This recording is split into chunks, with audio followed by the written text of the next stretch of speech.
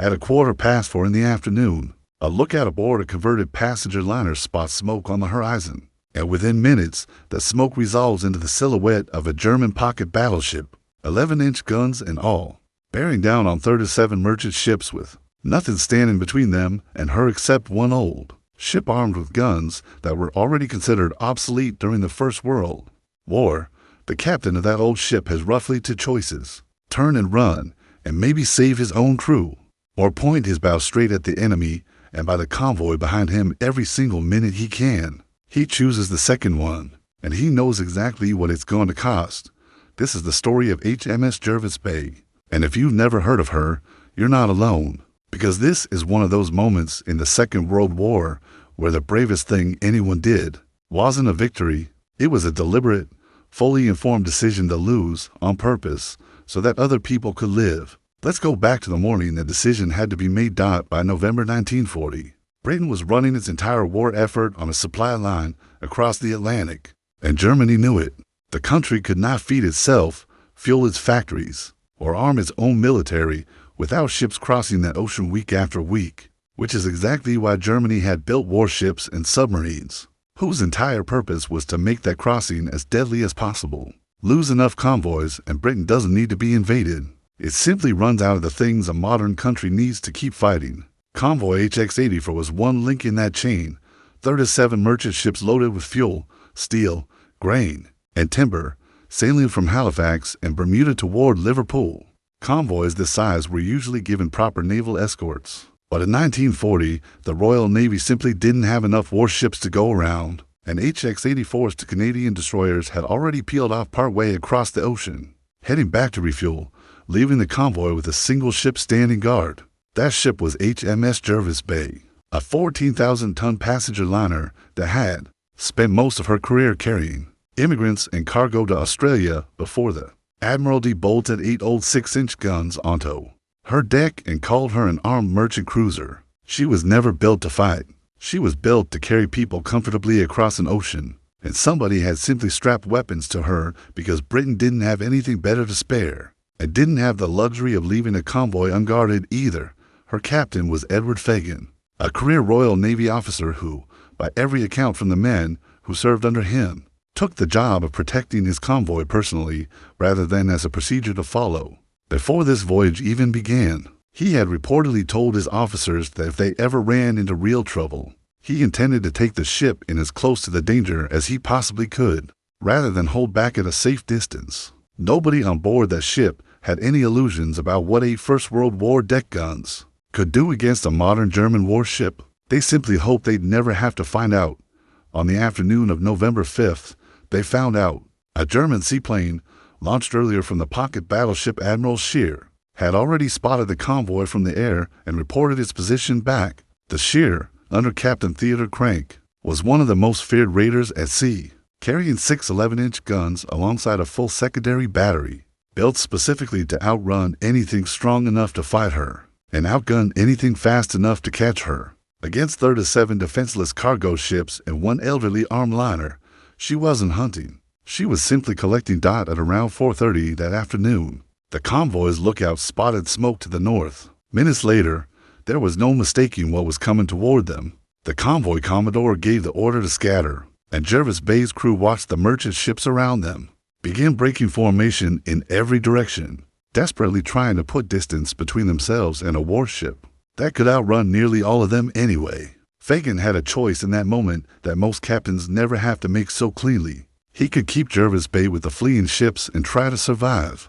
Instead, he turned his ship directly toward the Admiral Scheer, opened fire with guns that had no real chance of hurting her, and ordered smoke canisters laid down to help hide the scattering convoy behind him.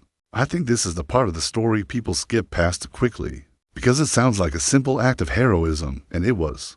But it was also a horribly clear-eyed piece of arithmetic. Fagan wasn't hoping to win. He knew his guns couldn't reach the Scheer's range, let alone punch through her armor. What he could do was make himself a target worth chasing for as many minutes as his ship could physically stay afloat, while every minute spent on him was a minute the rest of the convoy used to vanish into the darkening Atlantic. The Scheer turned her full firepower on Jervis Bay almost immediately. Her second salvo landed close enough to soak the forward gun crews, with seawater thrown up from the impact, towers of spray rising over 100 feet into the air around a ship that had nowhere to hide from it.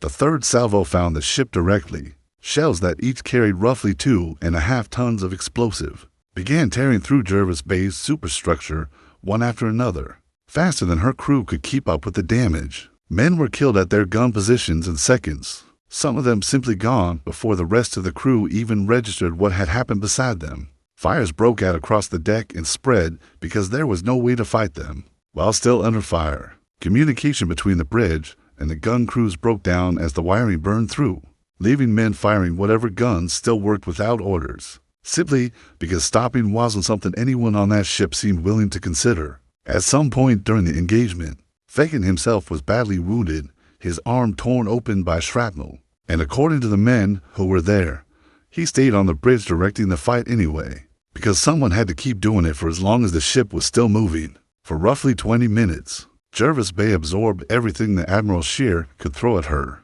20 minutes does not sound like a long time until you imagine living through it on a ship that cannot fight back effectively, watching your own vessel come apart around you one explosion at a time, with no realistic chance that this ends in anything other than the ship sinking. The Scheer fired roughly 335 shells that evening, and the overwhelming majority of them were spent on a target that posed her almost no danger at all, purely because Fagin had made himself impossible to ignore.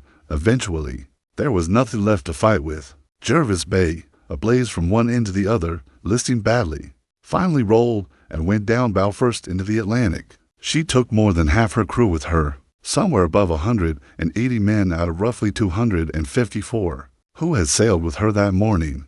Fagin did not survive. Most of his senior officers did not survive. The ship that had spent her whole working life ferrying passengers in comfort ended in absorbing fire meant for other people's cargo holds. And here's the detail that, to me, makes this story worth telling instead of just another line in a casualty list.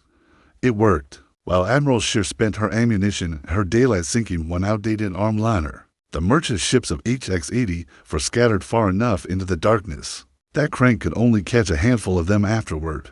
Roughly 30 of the 37 ships in the convoy made it through to Britain. 30 ships, full of fuel and steel and grain that Britain needed badly in the winter of 1940, survived because one captain decided his ship's job was to die slowly enough to matter. A neutral Swedish freighter, the Storholm, watched the entire battle from a distance and waited until the German raider had moved off, before sailing back into the wreckage to search for survivors. Her crew pulled 65 men out of the freezing Atlantic that night, men who would otherwise have simply been added to the list of the missing. More survivors were recovered over the following days by other ships that had scattered from the same convoy. One of those scattered ships deserves its own mention, because it shows just how far the consequences of those 20 minutes travel. The tanker Santa Metrio, loaded with aviation fuel, was hit and set ablaze during the chaos and abandoned by her crew as a lost cause. Days later, a lifeboat carrying part of that same crew spotted their own ship still afloat, still burning in places, drifting empty in the Atlantic. Rather than leave her, they climbed back aboard, fought the remaining fires by hand, got her engines running again, and sailed her into port themselves. A ship everyone had already written off came home anyway, carrying the very fuel Britain needed, because a handful of her own sailors refused to treat her as a loss. It is, in its own smaller way, the same stubbornness that put Jervis Bay on a collision course with a battleship in the first place. Edward Fagin was awarded the Victoria Cross posthumously a few weeks later, Britain's highest award for valor, given specifically for choosing those hopeless odds with his eyes open, rather than stumbling into them. The citation didn't dress it up. It simply said he had given his life to save the ships it was his duty to protect, which is about as plainly as the Royal Navy has ever stated what actually happened that afternoon. What strikes me most, looking back at this nearly a century later, isn't the battle itself. It's how unglamorous the decision was in the moment it actually happened. There was no speech, no dramatic announcement to the crew.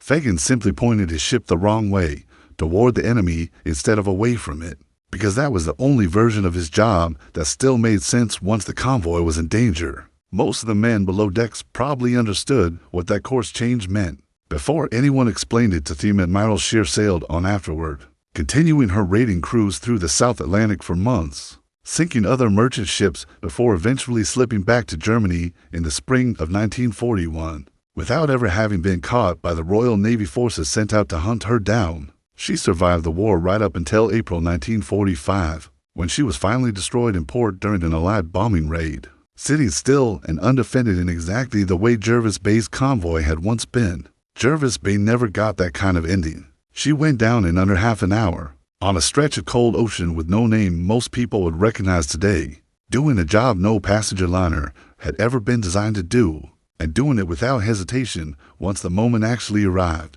But the convoy got home. Roughly 30 ships worth of crews, cargo, and fuel reached Britain in November 1940, because an old liner with outdated guns decided that buying 20 minutes was worth everything she had left to give, and because her captain made that decision before the first shell had even landed, not after. There's something almost unbearably plain about that kind of courage. No last stand music, no slow-motion heroics, just a captain doing the arithmetic in his head, realizing his ship was worth more as a target than as a survivor, and acting on it immediately. That is the entire story, and honestly, it doesn't need any more dressing up than that.